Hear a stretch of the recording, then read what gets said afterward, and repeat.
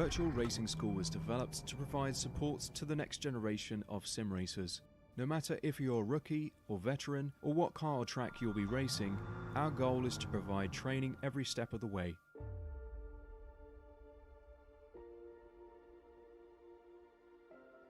We found that iRacing can be quite difficult without proper training. There needed to be a way to prepare for on-track racing. With VRS, you can literally learn from the best sim racers in the world, including 4-time NASCAR iRacing World Champion Ray Alfala.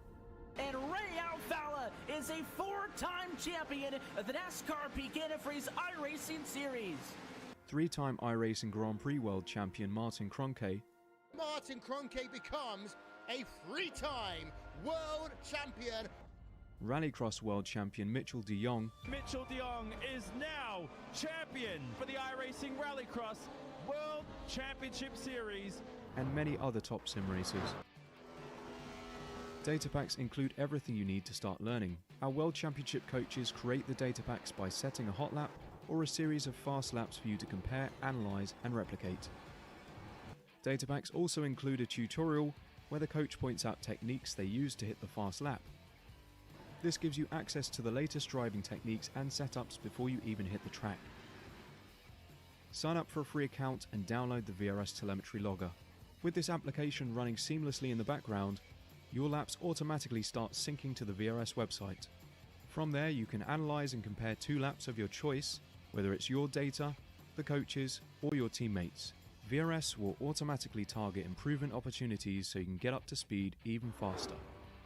VRS also makes it easy for you to request and schedule one-on-one or group coaching sessions. These sessions can range from 30 to 90 minutes, and you can select the car, track, and setup combination of your choice. Visit virtualracingschool.com today to sign up and get started.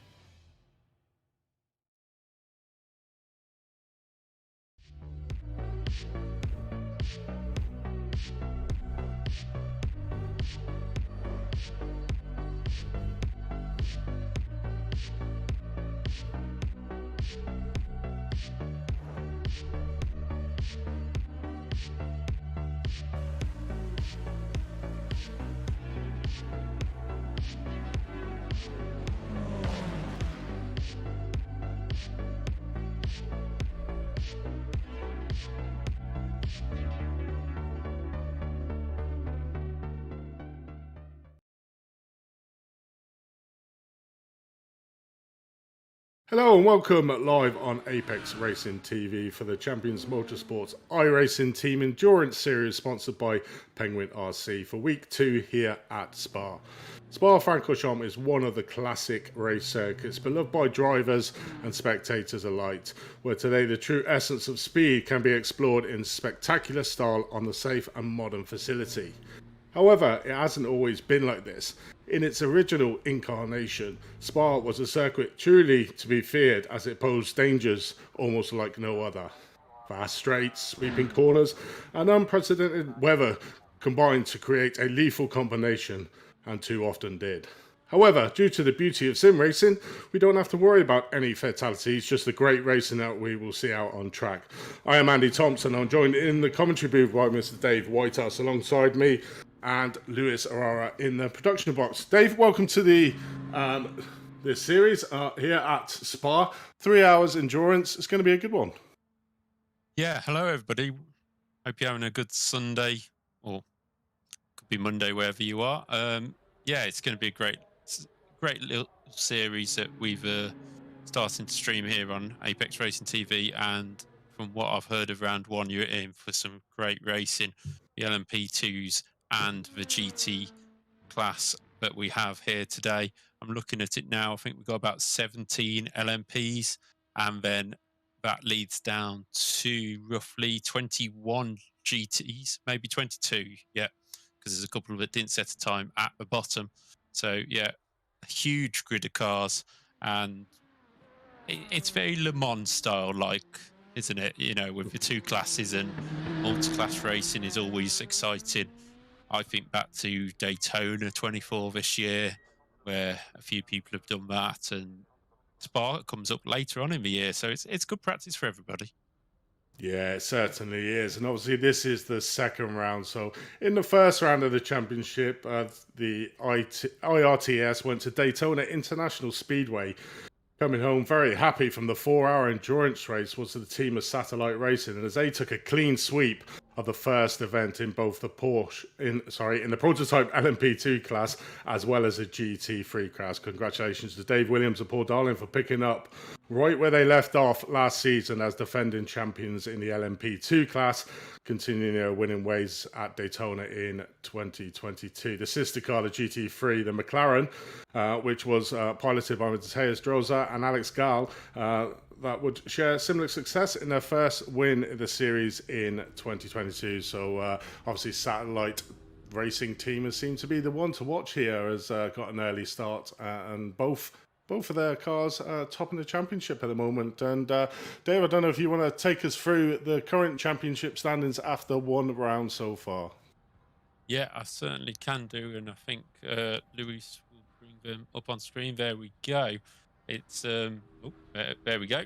It's Satellite Racing Team, as you said, who took the victory first time out. They're on 35 points, from Renault Alpine Racing on 32, and Obsidian Racing Future on 30. World Community Drivers just missed out on a podium with 28 points. Imperial Motorsports 26. Sim HQ Motorsport Orange round out the top 6 with 25 points. And as you can see, the points are dropping down one at a time. So it's Tuxedo Racing, very smart outfit there, in 8th place. Unitic Motorsports Purple just outdoing its team Blue for that top 10, sort of 9th and 10th position. Craft Dinner Racing will be hungry for more in 11th. Blue Shell Racing in 12th, Jackstar Racing 13th, GITM Racing in 14th, and TSE Dianchi Racing were the final team in the LMP2 class this time round. And I think we might have the GT class. Just have a look. There's the GT3 class, Satellite Racing GT taking the top spot there at Daytona from TPRT mid-packs. Sim Republic in 3rd, Sim HQ Motorsports White, the team getting another top 10 in that opening round. VG Racing Esports Academy in 5th. Sim Racing PR Blue in 6th. Pan Am Racing 2 in 7th. SR Technic in 8th. Can Am Racing getting outdone by its number 2 compatriot, only finishing 9th last time out. Sim Racing PR Red rounding out the top 10. 11th was Wild Juice Racecraft. 12th for Longhorn Racing. Lone Star Endurance 1 in 13th. Team Break Fade Couch Recovery in 14th. Divine Wind 15th. Triple R 16th. Doodle Motorsports in 17th. And SDK Gaming Racing in 18th. A few more teams. Team Kamikaze were the last team to score points, living up to their name by the sounds of it. And TPRT and Penguin RC will be hopefully looking to score this time around. Some classic puns there, Dave, and yeah, thanks for taking us through that one. Yeah, this is obviously a 6-round series going to various stack, and obviously said round 1 was at Daytona. Round 2 here tonight is at the Spa Francorchamps, which is a 3-hour endurance race. On the 20th of February, we head over to Melbourne for Phillip Island for another 3-hour race there. On the I can't even read this, I do apologise. The 18th of the 3rd, we go over to Le Mans, which is a 6-hour endurance race there. That's the only one on the series that's not going to be broadcasted here on Apex Racing TV. Then we head over on the 13th of April over to Sebring for a 3-hour endurance race to finally head out the series of round number 6 on the 24th of April in Road America for the 3-hour legs. Obviously, Spa, Melbourne, Sebring, and Road America will all be live here on Apex Racing TV. But look a bit more into tonight. So the drivers are just finishing off the last of the practice rounds that they've got. And then at quarter 2, we will head into qualifying, which is a 15-minute free lap sprint with all cars out of... No, I think it's a lone qualifying, actually, I believe. So they can post the best times that they possibly can. The driver who starts the qualifying will be starting in the race. 3 hours, Dave. There's got a little bit of tactics going to go on, and little things that the drivers and the teams are going to have to consider. And one of them is tyres. Do you change them or don't you? Yeah, it's going to be a big decision for the teams. As we can see, a car pulling off to the side. I think that's on the exit of Pooh on there. Yeah, I've done a few 3-hour races in the VRS series on the actual iRacing hosted official races. And it always depends on the circuit and how hard you drive the car. For example, I saw one last night around Belle Isle, and that was a tyre muncher. Where Spa, even though it's got the high-speed corners, you sort of are able to do a couple of stints on a set of tyres, and if you're really kind to them, you might just make it to the end, but you might be trying to run on very little rubber near the end of it 3 hours. That's always the dilemma, isn't it, with the teams? And I very much suppose it is where they currently are out on track. If they have got a lot of space between themselves and the drivers behind, then they can take the opportunity to change tyres. It normally takes around about 20 seconds to change a set of tyres, so I'm pretty sure that all the teams will be crunching the numbers behind the scenes to see what is the best sort of strategy. But like you say, Dave, I think 3 hours is just manageable on one set, but it might be certainly a little bit sketchy coming to the third stint on it. Certainly going up Radion and El Rouge, where you're going to be trying to go flat out to get the maximum speed you can down the Kemmel Straight. So all the tactics playing in, and obviously as we see on this series, we got the LMP2s with the GT3s. So it's always the added thing of the LMP2 cars, and when are they going to pass the GT3s? Are they going to be respectful, or are we going to be seeing some sort of lunges up the insides and putting the GT3 drivers off? So that's always a consideration for the poor GT3 classes, watching these LMP2 cars just shoot up behind them and decide where they want to go, really. Yeah, it always depends on where they catch them. Looking at the lap times now, there's pretty much a difference of about 13 seconds between them. So that's going to take a good 10 laps, well past 10 laps, to be able to catch up. So it's not like 5 laps in the LMP2s are going to be all over the back of GT3s, but you just never know with what might happen. And you can already see the times are super close in the LMP class and not too far off either ahead of the GT3s.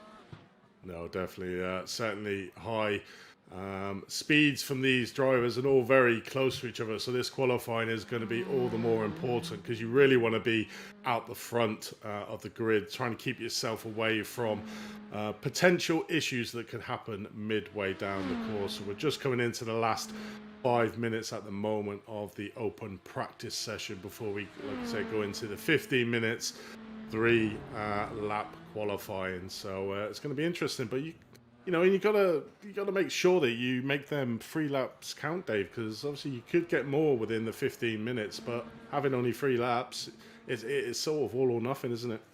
Yeah, you've really got to make it count. This is a great example now of how the LMP2s will have to try and dodge around the GT cars, and especially if you catch them somewhere like here, yeah, great.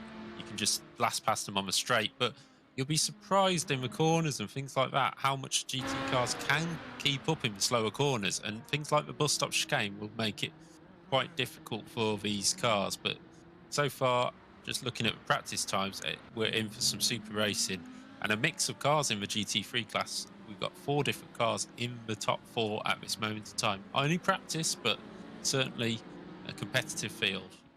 Yeah, what is actually nice to see that you don't really normally see a lot on League Racing is the McLaren getting an outing and obviously winning the last race with a Satellite Racing GT team. So it's really good to see a McLaren and obviously leading the field at the moment. We have got a good spread of cars in the GT3 class. We've got pretty much them all covered in this round. So it's nice to see the decent spread of cars. We've got 1 Audi, one McLaren, and then a splattering of Lamborghinis, Porsche, BMs, with a few Ferraris as well. It seems to be one that's left out a lot of championships.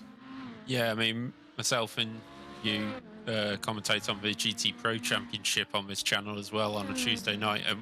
So we see the GT cars every week. And like you say, the Audis come back into favour a little bit, but the McLaren, the Ferrari, we don't often get to commentate on. So that'll add a bit more to our eyes to see who is coming through the field. But currently, we've got a great sort of event here in its own. 3 hours is a huge amount of time. Something happens on the opening lap, which it could do. We've got 40 cars on track at one time. Then it's never a race to sort of give up on. 3 hours is enough to fight back. You can get a good result out of it. So unlike some races where 20 minutes you have a first lap accident, you'll never get back in there.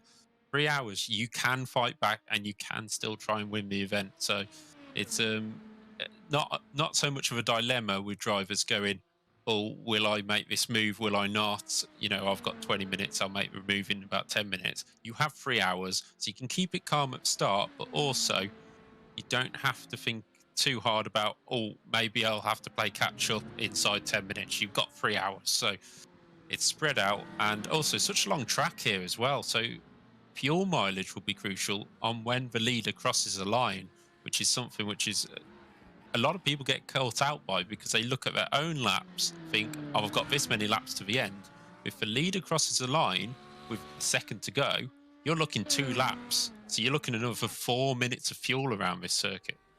Yeah, and we saw a classic example of that, as you were saying before, with the GT Pros that were around this track. The leader literally went over the line with a couple of seconds to spare, and he had to do an extra lap. So made it for interesting racing for second, third, and fourth, who were fighting very hard. But exactly just illustrates what you were saying there, Dave, on that. But one of the interesting about this championship is they do actually have live stewards, which is a real great addition to any sort of league, is having live stewarding to look at incidents as they are, and then penalising teams if they feel it. You know, there is also the protest for after the race, but if it gets sorted out during the race, then at least the team that's had the incident and feels a bit aggrieved does get some vindication out on track, and the perpetrator will be punished accordingly, depending on the severity of what the penalise is. So you probably see them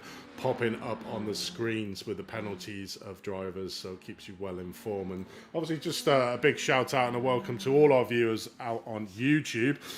We are a team of liking to interact with all our viewers, so if you've got any questions, got any shout outs, anything you want to say, then just post them in the comments on the chats on the YouTube, and we'll endeavour to either answer them maybe very badly or just give you shout outs here on Apex Racing TV. So pretty much there we see the flag out for the end of practice, so we head over now into 3 laps of 15-minute qualifying.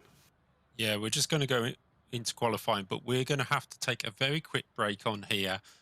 We've just got an issue to sort out just behind the scenes. It's not too much. We'll be straight back onto a new stream very, very shortly. So if you just hold with us, and we'll be back during the qualifying session.